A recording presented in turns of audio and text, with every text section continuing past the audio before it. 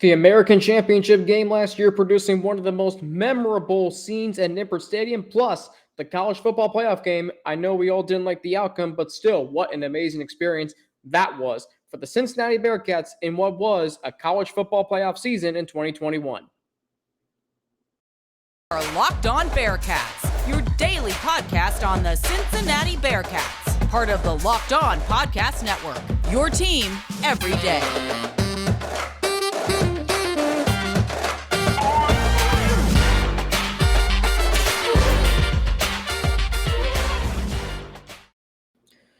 Thank you for making Locked On Bearcats your first listen every day. It's free and available everywhere you get your podcasts and on YouTube. You can subscribe to our Locked On Bearcats YouTube channel. You can follow us too to get an alert every time we drop a new episode. Today's episode is brought to you by LinkedIn. I'd like to thank LinkedIn Jobs for being the official college football recruiting sponsor across the Locked On College Network. LinkedIn Jobs helps you find the candidates you want to talk to faster. Post your job for free at linkedin.com/LockedOnCollege.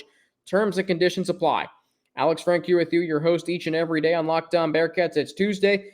I'm technically still on vacation. I didn't want to have to record this episode yesterday, so I'm recording it here before I leave for my vacation in St. Joseph, Michigan, and we are going to wrap up the reliving of the Bearcats 2021 college football playoff season, and that is with the American Championship game and the college football playoff game against Alabama. So the American Championship game, as amazing as it was to believe at the time, the Bearcats were in what we thought was a win and in situation. Cincinnati beats Houston to win the championship game.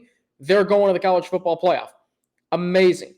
A program that 5 years ago was irrelevant, now on the doorstep of the college football playoff. I did not know if I was going to be going to this game. I didn't know if I was going to be up in the Bearcast media broadcast booth. I didn't know if I was going to be in the press area. I didn't know where I was going to be, maybe as a fan. That was until I got an amazing opportunity to work with ABC Sports that day. I got to be one of the holders of the parabolic cameras, the big, round, circular, clear-faced cameras. I got to hold one of those on the sidelines for the game, which was pretty incredible. And that's not an easy thing to do. It's not a lightweight. You got to hold it with the bars on the inside, and then you got to angle it towards the quarterback's mouth. The kicking of the football. You got to make sure you're getting the quarterback clapping with his hands to snap the ball. But what an experience for me to be on the field for this game. What an experience to be right by the Bearcats sideline as they were playing for a conference championship and a spot in the college football playoff. I thought the Bearcats would win going in. I remember this was around the time when I was interviewing to be a host of the Locked On Podcast Network. Was hoping that I would get this job, which ultimately I do, and very thankful for it.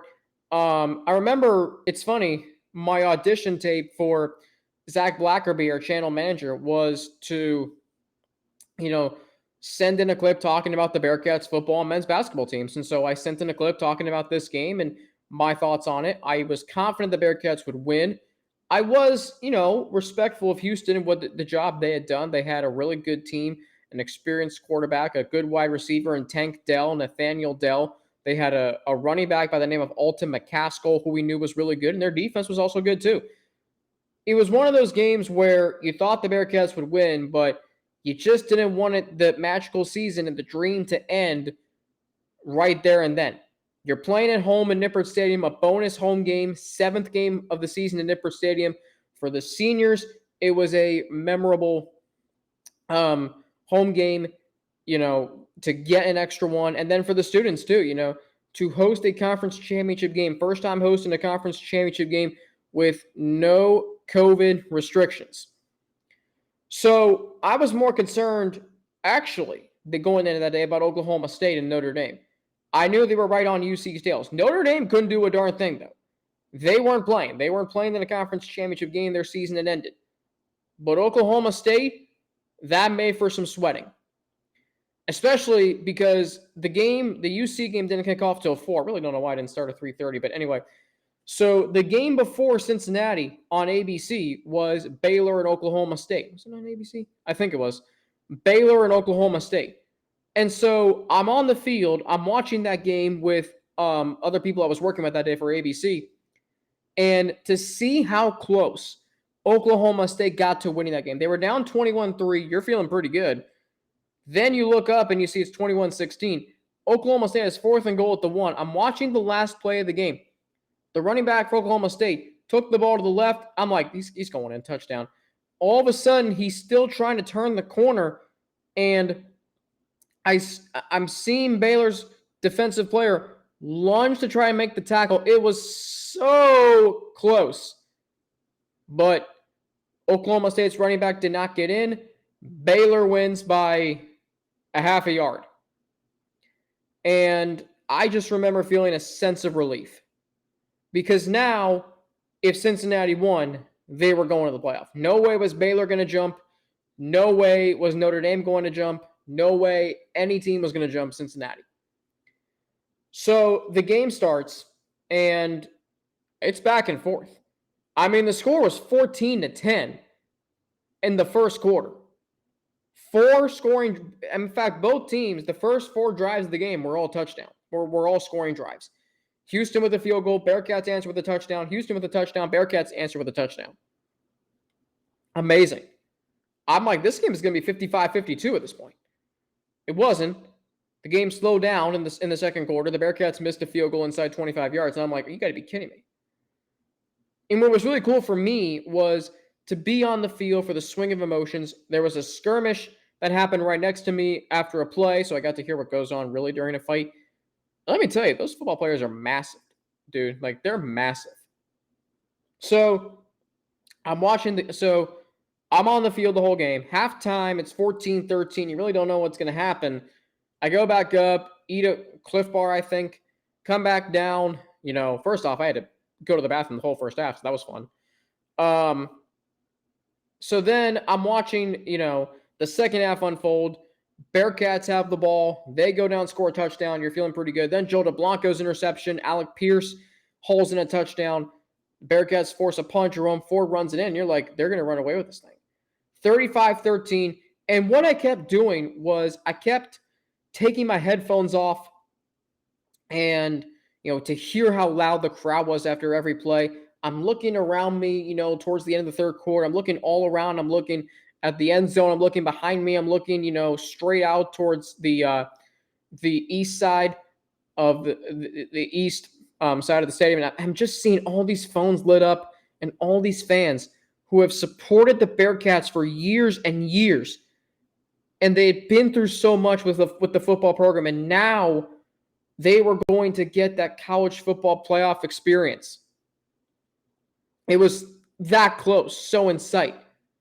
But of course, game wasn't over. I mean, you're up 35-13. I'm still like, this is going to end in a good way, right? Like, Houston's not about to come back on us. I remember a friend of mine, Zach, actually texted me during the game. He goes, are you nervous? I'm like, oh, yeah. I mean, up 22 with 11 minutes to play. Where have you seen that before? Nevada in 2018? Yeah. But ultimately, the Bearcats held serve. Houston did score another touchdown. That was fine. 35-20. And all of a sudden, I knew the end of the game was going to be exciting. The Bearcats were going to win a second straight conference championship. But I didn't know how exciting. And I'll explain my recollections of the incredible scene on the field at Nippert Stadium after the game. And I'll explain my incredible experience after the game. And, of course, learning the Bearcats were in the college football playoff. After a word from LinkedIn. As the sun comes out and small businesses are back in business, LinkedIn Jobs make it easier to grow your team. LinkedIn Jobs helps you find the people you want to interview faster. So you can create a job post in minutes, a free job post in minutes on LinkedIn Jobs to reach your network and beyond to the world's largest professional network of over 810 million people. Then add your job in the purple hashtag hiring frame to your LinkedIn profile to spread the word that you're hiring so your network can help you find the right people to hire. Simple tools like screening questions make it easy to focus on candidates with just the right skills and experience so you can quickly prioritize who you'd like to interview and hire. It's why small businesses rate LinkedIn Jobs number one in delivering quality hires versus leading competitors. LinkedIn Jobs helps you find the candidates you want to talk to faster. Did you know every week nearly 40 million job seekers visit LinkedIn? Post your job for free at linkedin.com/lockedoncollege. That's linkedin.com/lockedoncollege to post your job for free. Terms and conditions do apply. So we get to the end of the game in the American Championship game. And all of a sudden, I'm seeing everybody's phones lit up. I'm seeing people living in the moment. And I'm seeing what this means to a university and a city that has not experienced something like this in 31 years. And I'm hearing the fans chant CFP as the clock is winding down. And I knew, okay, I better be ready for a storming of the field. I said to myself, because I was working for ABC, I said, put down your camera and do not stay on that field. Because I wasn't going to be able to run back up to the production truck where I was wanted after the game. And I knew there was food up there, so that's another reason why I got up there quickly. So the game ends. Everybody's storming the field. They're hopping over the wall. They're coming down from all over. And I just remember to myself, I said, when I got up to the concourse, I said, look down at the field for a few seconds and soak this in. And I'm seeing the entire field covered with fans. I'm seeing the trophy presentation, Luke Fickell and Desmond Ritter, Jerome Ford. I'm seeing a whole university just embrace that moment. It's truly something I'll never forget. The dream that had been realized. Here's a program that built itself up back from the ashes. Here's a program that proved 2018 wasn't a fluke. Here's a program who was facing quarterback questions with a quarterback in year 3 who answered the bell the rest of that season, who came back for a senior season. And here's a team that beat Indiana, beat Notre Dame, had taken us on this magical ride, had been so dominant, had stressed us through the middle of the season, through weeks 7 through 10, and yet they just never wavered. And to see the university and the fans, the students, the alumni come together. A family friend of mine texted me after the game. He was happy for me in the University of Cincinnati. Mind you, he's an Ohio State grad, but respects the heck out of Cincinnati. Like, that's something you never forget. I remember, talking to so many people after the game. I was talking to Sean, and he's like, oh, no doubt we're in the college football playoff. Like, no doubt we're in the college football playoff. So, of course, that's exciting. Alabama beating Georgia sucked because I didn't want Alabama to get in. Michigan trounced Iowa. Didn't think that was a question. I remember I was happy for Michigan because my uncle went to Michigan, and I was happy that both of our teams were probably going to be in the playoff. And I just remember, driving home that night, talking to my mom afterwards. She's a proud Bearcat. Just being so ecstatic. And what a time to live in Cincinnati. Like, the Bearcats were going to the college football playoff. The Bengals were doing well at the time. Bearcats men's basketball is off to a great start. I got chosen to be the host of this podcast 6 days later, leading up to the college football playoff, which was incredible. And I just remember that Sunday, the selection show, and that was interesting too because I have Bengals season tickets, so I was going to the Bengals game that Sunday, and I remember I'm watching the playoff selection as I'm walking to Paul Brown Stadium. I parked my car in the river lot by Great American Ballpark. I'm walking along Pete Rose Way. Yeah. I'm walking on Pete Rose. Is it Pete Rose Way? Yeah. And, I'm watching the selection show. And they decided they're going to unveil the teams. ESPN decided they were going to unveil the teams who didn't get in before the teams who did. So I'm like, oh boy. What if Cincinnati's number 5? Like, what if Notre Dame jumped Cincinnati? And they didn't. And to see that, put it into, for certain, the Cincinnati Bearcats were going to the college football playoff. Incredible feeling. Now, when we saw we were playing Alabama, that was not a great feeling. Because I wanted Michigan. I thought we could beat Michigan. I thought we could beat Georgia. I don't think I would have been right on that, though. And I still, to this day, don't understand why Alabama jumped Michigan. Michigan was number 2. Bama was 3. And yes, Bama beat Georgia by 17. Maybe that's the reason. Michigan won 42-3. They should have moved up to number one. It would have been Alabama, but it would have been Alabama, Georgia in the semifinals, and then Michigan, Cincinnati in the other semifinal. And I just say that because I didn't want Alabama, Georgia to play in the national championship, which was probably going to happen. But still, the fact that Cincinnati got in, that Cincinnati was officially in, they had made history as the first group of 5 team to make the college football playoff. They had made history because on so many levels of where this program was in 2017 and 2016. They had made history because of the quarterback they had in Desmond Ridder, the Sauce Gardner, Kobe Bryant, all these guys who had been there for so long finally got their moment in the sun. And dude, it was surreal. It was like my university was going to the college football playoff. I never thought this program would get this far under Luke Fickell before moving to a Power 5 conference. And then to read Justin Williams' article the next day on the commit to the grit and how this program built itself up 4 years. It's just relentless. Never accepting reality. Well, you play in the American, this is your limit. No. We're going to schedule differently. We're going to recruit differently. We're going to beat some bad boys. And they did. What made it even sweeter, by the way, was Cincinnati was 4, Notre Dame was 5. Who won the head-to-head this past year? Cincinnati. There you go.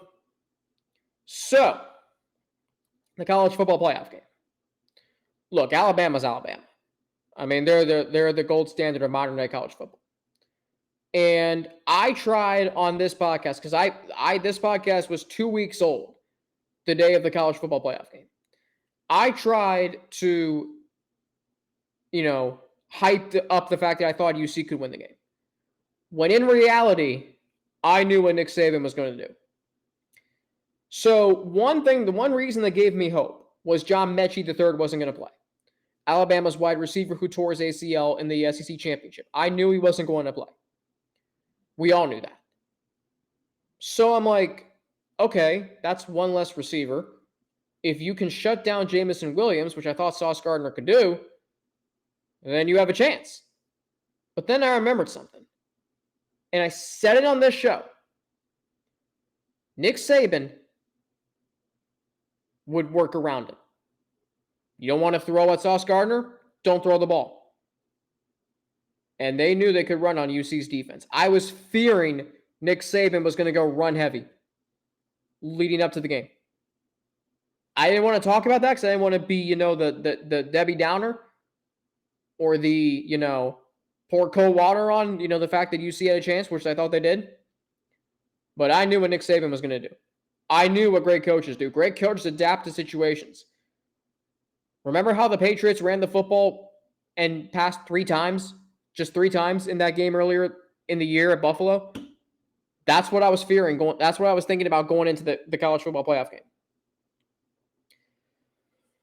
So, you want to know where I was for the playoff game? Like I was working for ABC Sports during the championship game. Well, my unique experiences from the 2021 season continues next after a word from Bet Online, which remains your number one source for all your betting needs and sports info. You can find all the latest sports developments, league reviews, and news, including this year's Stanley Cup playoffs, which already concluded, and Major League Baseball.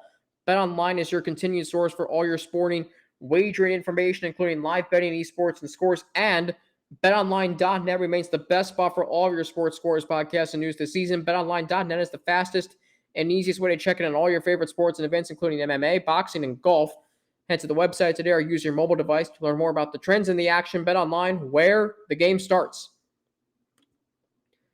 So the college football playoff game, UC and Alabama, I was not even in the United States for that game. I was in Costa Maya, Mexico on a family cruise, watching the game in the big amphitheater they had 2 large screen TVs, so I was watching the game there. And I just remember thinking how cool it was the University of Cincinnati was playing here. And the uniqueness of it. Here we were. All the pageantry that comes before college football, the lead up to it. We're a part of college football exclusivity here. We're with Alabama and Georgia. And yeah, Michigan was a new guard, but I had no problem with that. We were a part of this. I knew it was going to be tough going in. I think we all did. It's Alabama. You try to convince yourself that UC could win. And I was kind of, I did talk myself into it. I said Alabama would win by 10, 34-24. Nick Saban, again, came in with a great game plan. That's what great coaches do. They say, okay, we're missing John Mechie. We don't want to throw at Sauce Gardner. We're just going to run the football against the Bearcats 3-3-5. Look at the first drive of the game. 10 runs, 1 pass. And by the way, the 1 pass. I remember saying to myself, that was a statement there. And I said, Alabama's going to do that all game. Cincinnati, on their first possession, they go down to the 10-yard line. You're thinking, hey, okay. Here's where the game changed. Here's where the game shifted. Ritter's trying to throw a slant to Alec Pierce. I'm seeing the play unfold on television. Fedarian Mathis bats it down. All the win was taken out of UC Sales at that point. They got 3 points with 7-3. They held Alabama to 3 points in their next possession. Still 10-3. You're still feeling pretty good. But you knew in the back of your minds, no matter how hard the Bearcats battled, they weren't going to get the big play. And Alabama was. Bryce Young with 2 touchdown passes. Brian Robinson Jr. with an incredible performance on the ground. Alabama with 300 yards rushing. It wasn't even close. And, I felt like the Bearcats left a lot on the table that game. They didn't try to get Desmond Ridder on the outside to run. They didn't try, to work Wiley and Leonard Taylor in the flats. They didn't try very many deep balls. They kept battling, but they were just trying to play to hang on and not lose instead of win. And that was hard because they were an aggressive team all season. I just think Alabama was the more superior team. They sent a message early, and you know what? It still did not take away the magic of this season and the magic of this program over the last 4 years and the magic of Luke Fickell and how much he has meant to this program, how much he has built it. It has not taken away that. I mean, you go up against Alabama and you lose 27-6. I think about Oklahoma played Alabama in the college football playoff in 2018. They were down 28-0 in the second quarter. I think about how Alabama beat Notre Dame 31-10.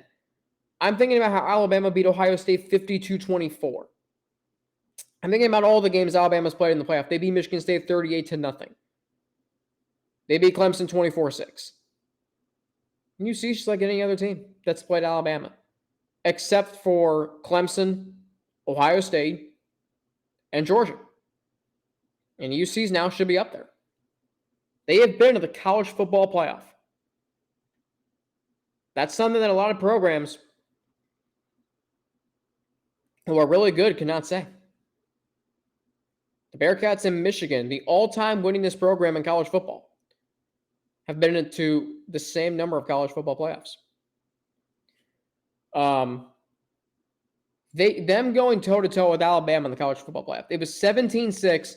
Brian Cook intercepts Bryce Young, and they're near midfield. You're thinking get 3 points. It's a one-score game heading into the fourth quarter against Alabama, a team that had not lost a game since November 2019.